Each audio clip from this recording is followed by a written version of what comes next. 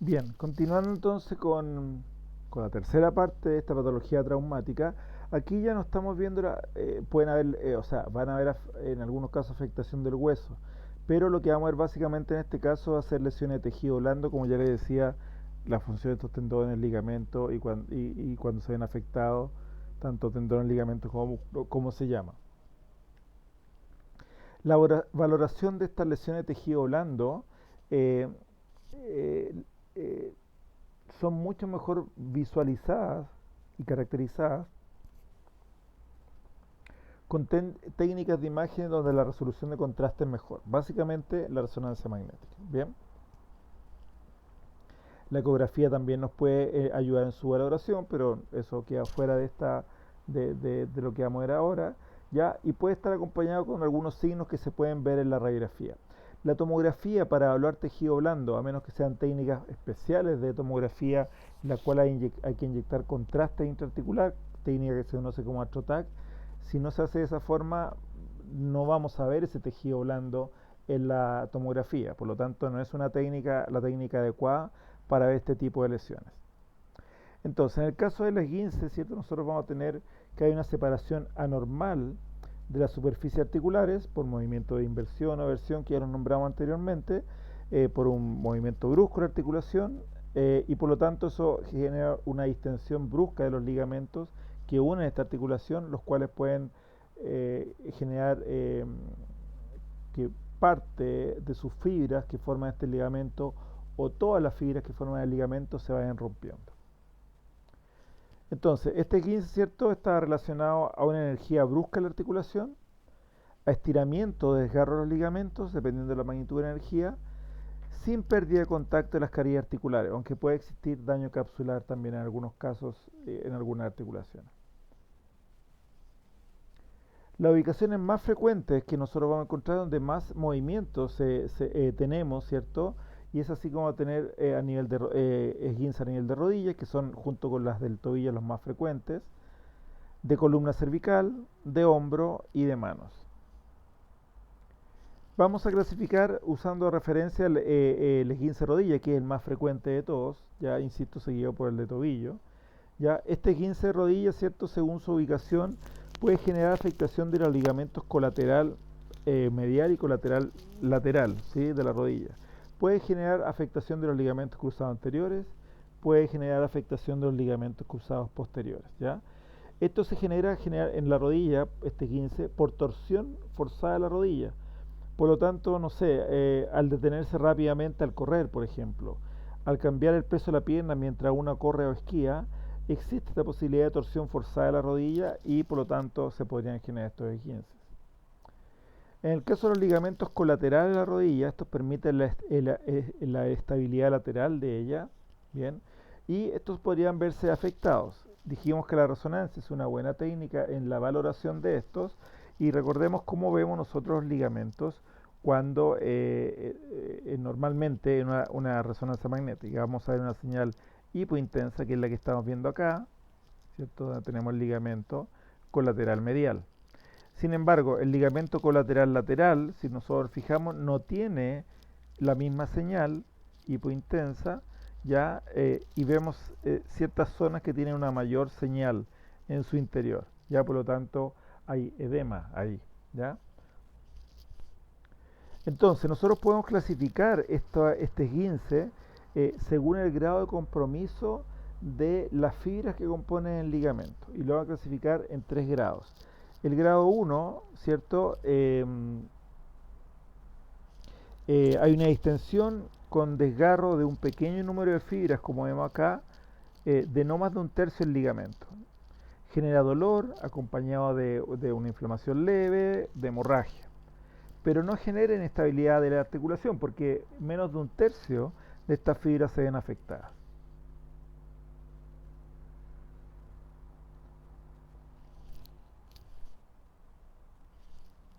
Si nosotros nos fijamos acá en imágenes, ¿cierto? Podemos ver, recordemos cómo se ve el ligamento, ¿ya? Aquí no vemos completamente el ligamento por el plano de corte, pero algo se alcanza a ver esta zona hipointensa.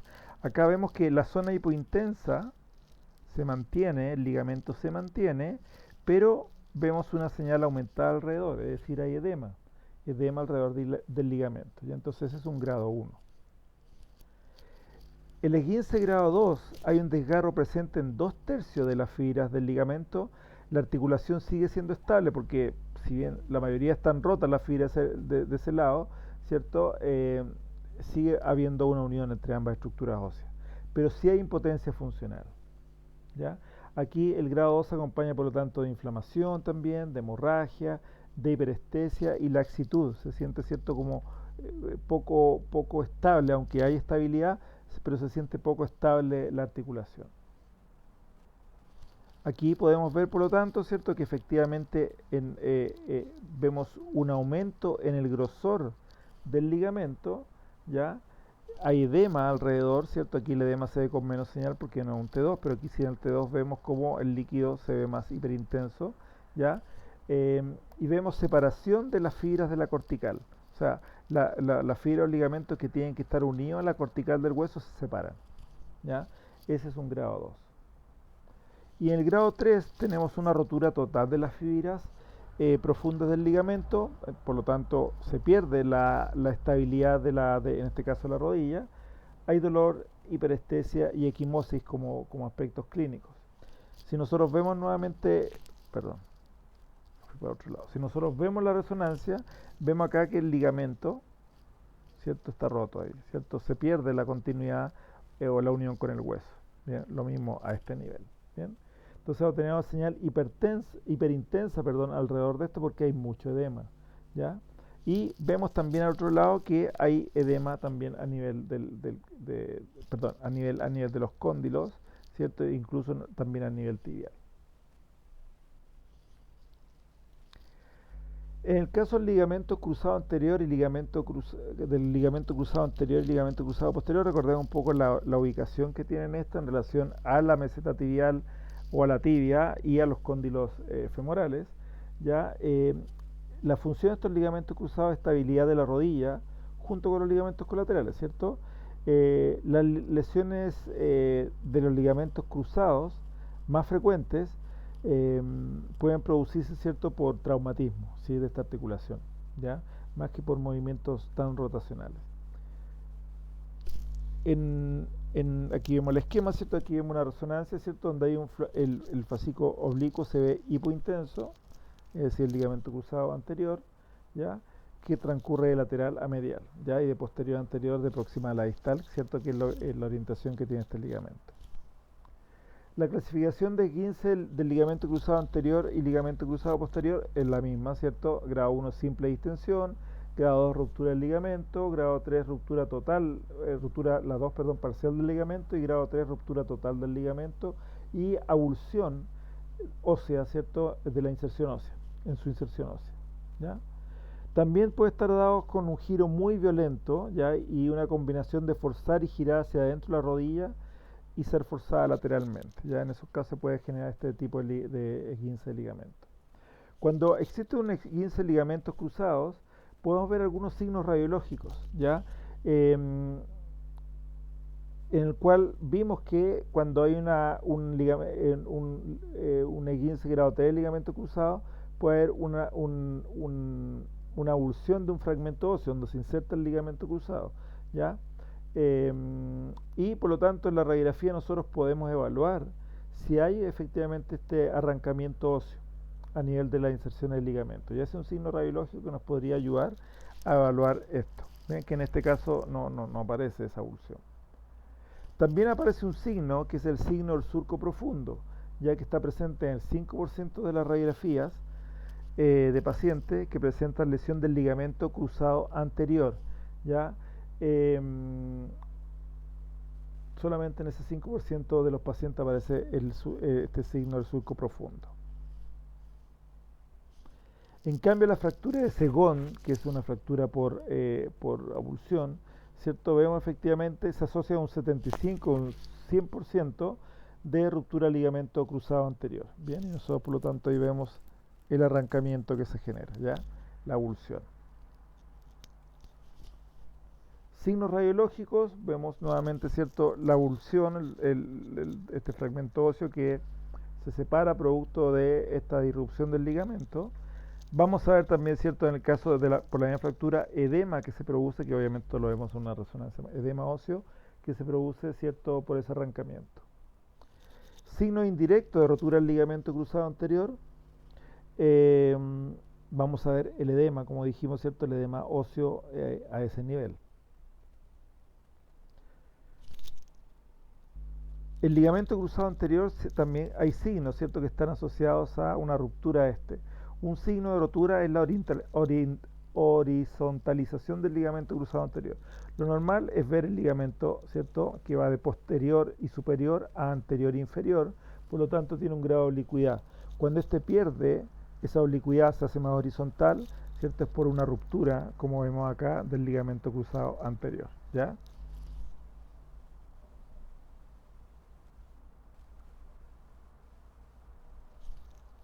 Un signo de rotura también, ¿cierto? Es la pérdida de la orientación natural, esta oblicuidad, ¿cierto? De este fascículo ligamentoso que aquí vemos bien el cruzado posterior, pero lo que estamos viendo, aquí está el cruzado posterior, lo que estamos viendo es que el cruzado anterior pierde esa oblicuidad. Podemos encontrar también otro signo, que es el signo de la muesca vacía, que es una pérdida de la visualización del fascículo en el plano coronal. Ya perdemos su visualización porque está roto. La lesión del ligamento cruzado anterior, fíjese cómo, como ya lo hemos visto anteriormente en los colaterales, la señal del ligamento, que es normalmente hipointensa, se pierde la hipointensidad y se vuelve hiperintenso, producto del edema, ¿cierto? De la ruptura. Y cómo esa ruptura genera también aquí a nivel óseo en la inserción, en este caso para la inserción anterior del ligamento cruzado anterior, el edema óseo que vemos acá, a nivel tibial. Ligamento cruzado posterior, aquí lo vemos, ¿cierto? Hipointenso, mucho más grueso, ¿cierto? Que el anterior, normal, ¿cierto? Este no tiene una ruptura parcial o total de las fibras que forman el ligamento. Entonces, el ligamento cruzado parcial, el ligamento cruzado posterior, normal. Cuando el ligamento cruzado posterior, ¿cierto? Está afectado, hay una lesión, es cuando hay un aumento del grosor del ligamento, que dijimos que es más grueso, ¿cierto? Cuando es mayor a 10 milímetros. Y cuando hay un aumento señal dentro del ligamento, ya como lo vemos acá, ¿cierto? Producto del edema que se está generando. También en el ligamento cruzado posterior podemos ver un aspecto de rotura fibrilar, como se ve acá, ¿cierto? Como pequeñas fibras, y entre ellas se ve líquido. Aumento señal dentro del ligamento, por lo mismo, hay edema, hay líquido, y no se observa sitio de inserción femoral, ya no se observa cómo está llegando al cóndilo. A nivel del tobillo, la articulación del tobillo tiene que ser flexible, ¿cierto? Con el fin de hacer frente a estas fuerzas aplicadas sobre las trágalos en el tobillo. Y vimos que existen distintos ligamentos a este nivel, ¿cierto? Que permiten esa estabilidad.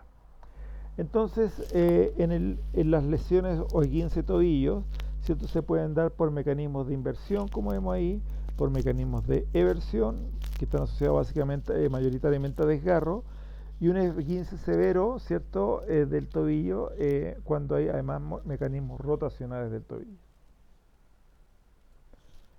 La clasificación de los esguince para el tobillo es la misma, grado 1 a grado 3. Y clínicamente, cierta parte de la afectación que vemos imagenológicamente, vamos a ver también que hay tumefacción, hay zonas, ¿cierto?, de equimosis, entre otras, producto de esta lesión de alto impacto, ¿cierto?, de trauma de alto impacto. A nivel de meniscos, ¿cierto?, que recordemos que estos meniscos son tejido fibrocartilaginoso que se apoya en las caras articulares, que tenemos presente a nivel de articulación de la rodilla, ¿sí? Tenemos un menisco que es medial, que tiene una forma de C, ¿ya? Que es más ancho por detrás que por delante, y un menisco lateral que es prácticamente circular, ¿ya? Esa es la diferencia entre ambos, adaptándose a la forma del cóndilo lateral de la tibia, del fémur, perdón, ¿cierto?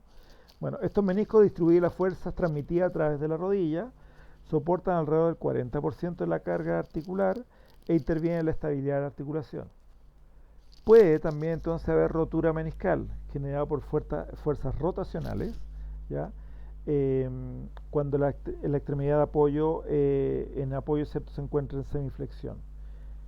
Esto explica, este tipo de fuerza rotacional y que afecta a la extremidad en apoyo, explica la mayor incidencia del menisco medial, que es 5 o 7 veces mayor la afectación del menisco que el lateral.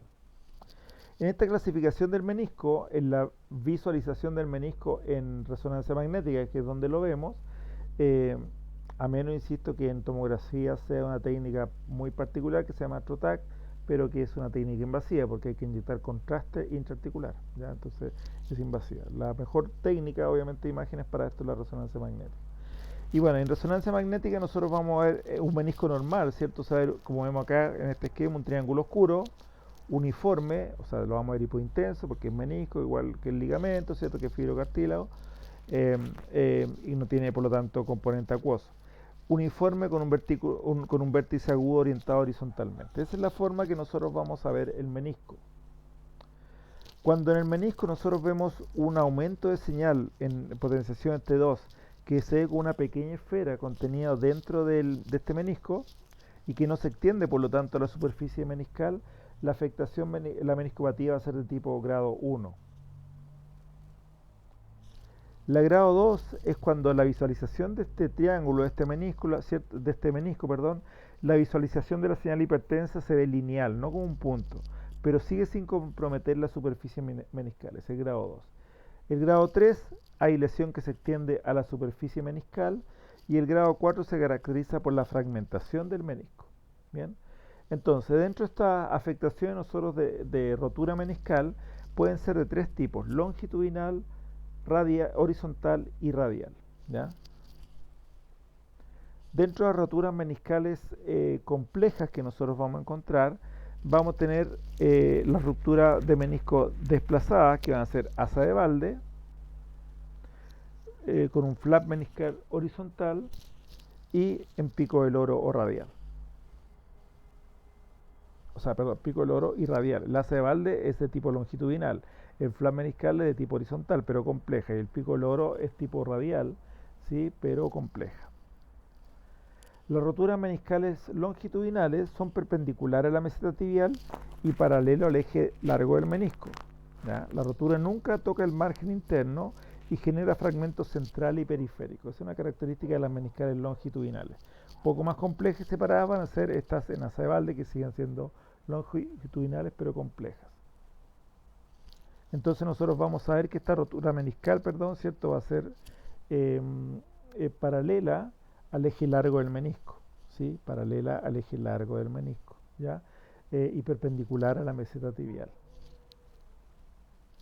Entonces, en resonancia magnética nosotros la vamos a ver, ¿cierto?, en este caso en un plano sagital, siguen un patrón paralelo al eje largo del menisco, ¿ya? Ahí lo estamos viendo, paralelo al eje largo del menisco. Aquí nuevamente, ¿cierto?, lo vemos en un plano coronario y un plano sagital, vemos la orientación que va a tener, por lo tanto, esta señal aumentada en el menisco que dijimos que tiene esa forma triangular hipointensa, ¿ya? En distintas potenciaciones es el mismo triángulo, ¿cierto? Aquí no se ve, después vamos a ver por qué puede que no se vea, ¿ya? Y vamos a tener, por lo tanto, esta distribución longitudinal o esta rotura longitudinal. La rotura en asa de balde sigue siendo longitudinal, pero es compleja, por lo tanto hay una separación mayor. Las roturas meniscales horizontales dividen el menisco en una parte superior y una parte inferior. Por lo tanto va paralelo a la meseta tibial. Bien, entonces, ¿cómo lo vamos a ver en imágenes? Ya vemos efectivamente que va paralela a esa señal aumentada, que es la rotura, a la meseta tibial, ¿sí?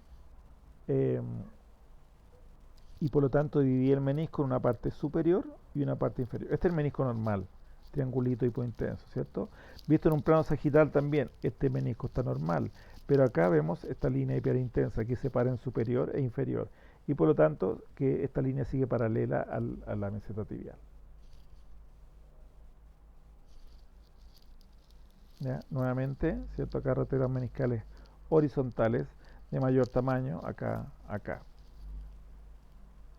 Y las roturas meniscales radiales, perpendicular a la meseta tibial, perpendicular al eje largo del menisco interrumpen fibras circunferenciales longitudinales que redistribuyen las cargas, ¿ya? Y por lo tanto nosotros lo vamos a ver de esta forma. Perpendicular a la meseta tibial aparece como una lesión vertical en un plano sagital, ¿ya?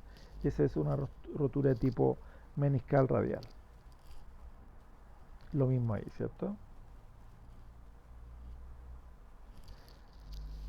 También vamos a ver signos de ruptura meniscal radial, ya asociado a ruptura meniscal radial más compleja. Una es el menisco hendido, el otro es el triángulo truncado y el menisco fantasma.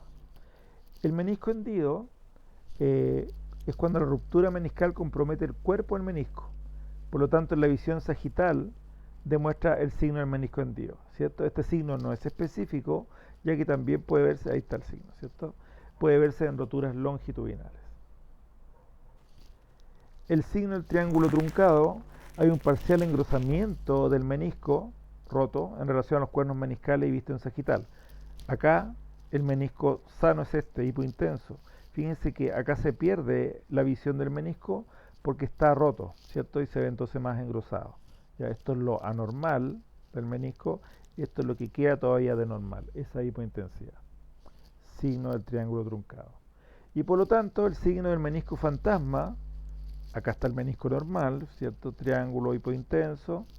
Acá no lo vemos, ya porque hay un total engrosamiento del menisco roto, en relación a los cuernos meniscales y por lo tanto en una vista sagital no vemos ese menisco.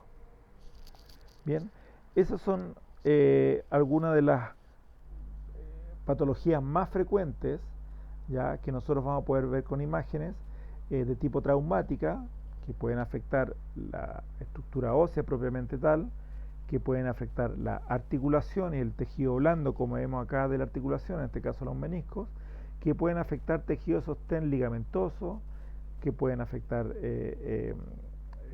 tendones, como vimos también, y la articulación también propiamente tal, con separación de ellas cuando hay subluxaciones o luxaciones. Con eso estaríamos listos con la clase entonces que quedó pendiente, ¿cierto? Pero se las hice ahora de esta forma. ¿Qué quiere decir esto entonces? Que como la materia yo se la subí y ya está aquí en video para no atrasarnos en las clases, la próxima semana de entrada vamos a tener dos controles, ¿ya? Uno de la patología ósea degenerativa que vimos presencial y parte en el video que les mandé ayer, y estos 3 videos que les mando ahora, ¿cierto? También van a ser evaluados en un segundo control, ¿ya? Ambos de entrada.